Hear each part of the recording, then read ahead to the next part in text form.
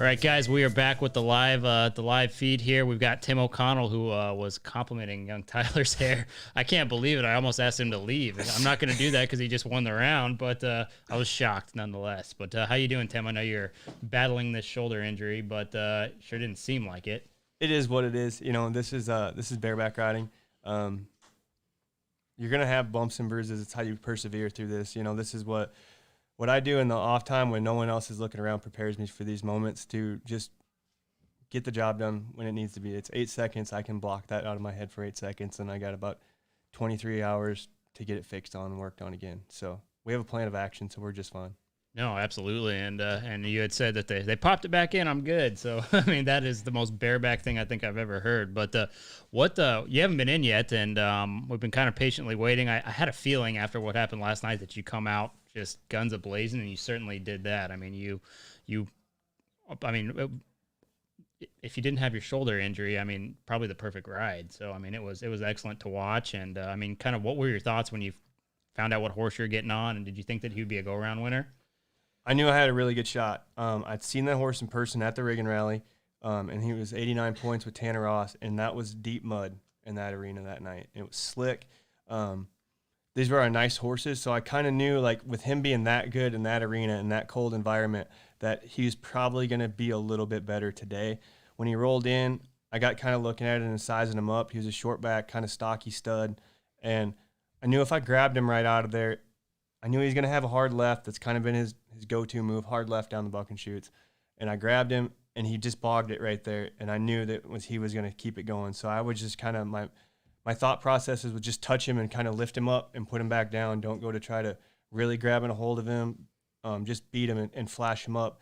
And the more I did it, the better he got. And then the more I got to expose myself. So by the fourth jump, I was just airing him out, and he was giving it back to me, and we both were showcasing the very best versions of ourselves for 4 seconds for them judges. Absolutely, and I mean, the judges hung on that score for a while, so you were probably sweating bullets, but they were thinking really hard about where to score you, and I was really happy to see him hit you over 90 because it definitely seemed to my dumb brain that it was a 90-point ride. So it felt great. You know, you really don't know what they're going to do.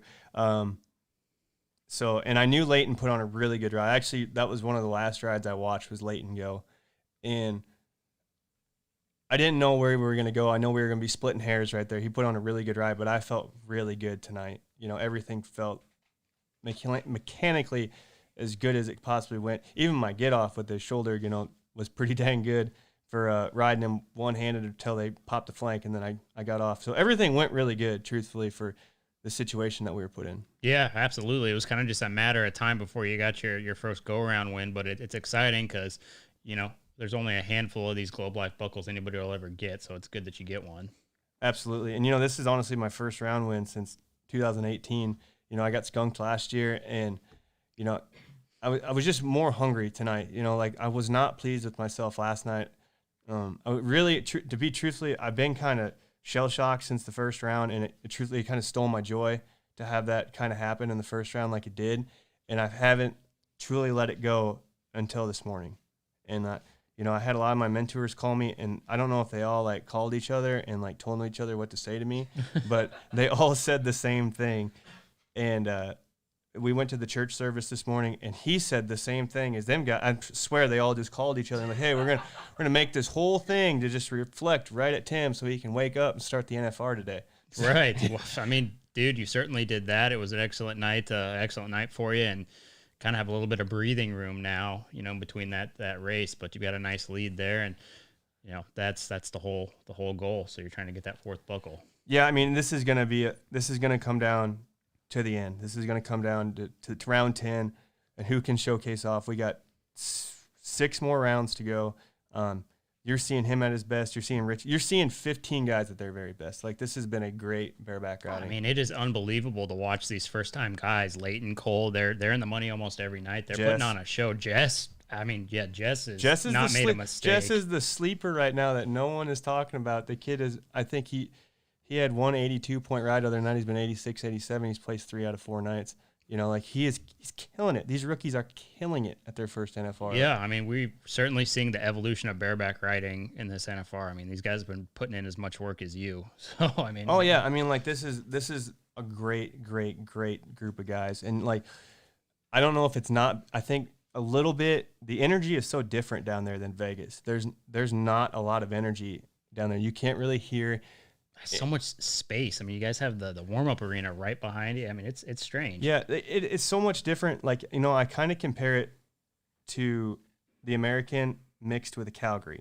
You know, it's so big, but yet there's so many more people than there is in Vegas, but they're so far away from you, you don't feel 20,000 people around you.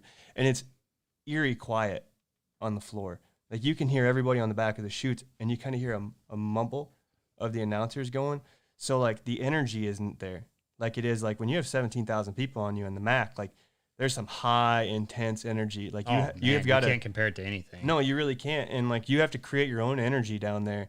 So, basically, like, this is it feels like a practice pin that just pays $26,000. Yeah, I mean, it's kind of just you and your thoughts, which might be a dangerous thing, no distractions. But you clearly got your head together and put on an absolute show, and I'm hoping we get you in here again. Tim, thank you for taking the time to come in. Go get that shoulder worked on, and we'll be rooting for you here. Thank you, guys. You bet.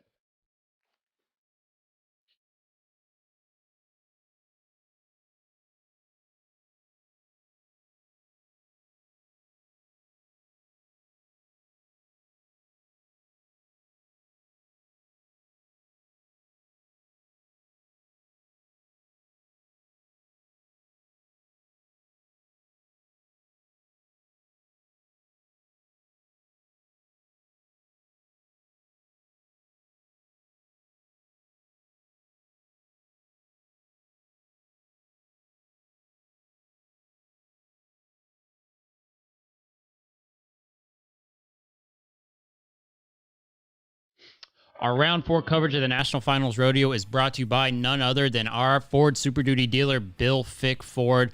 Bill Fick is the #1 Super Duty dealer for a reason. It is a dealership you can trust. You don't have to worry about those things you know about the car industry. You don't have to fear going to Bill Fick Ford. You know you're getting the best deal.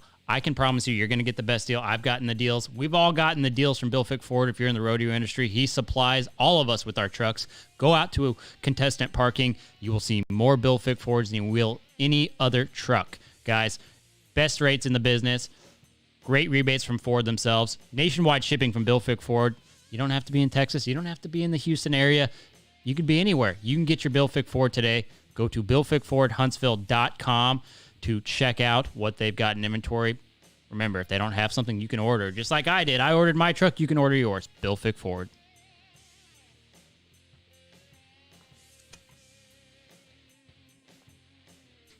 The Royal Crown Fraternity and Derby Open Barrel Race and Roping event is coming in 2021. Guys, they will be having a $65,000 added fraternity in Bryan, Texas, followed by an August event in Rock Springs. Go to RoyalCrownRace.com or check out their Facebook for the stallion enrollments and to get entered up in those races, guys. You can also see a list of all the stallions who are currently enrolled. That's RoyalCrownRace.com. They have no annual enrollment fees either, guys. This is a great fraternity. It's a great program. Get entered up today.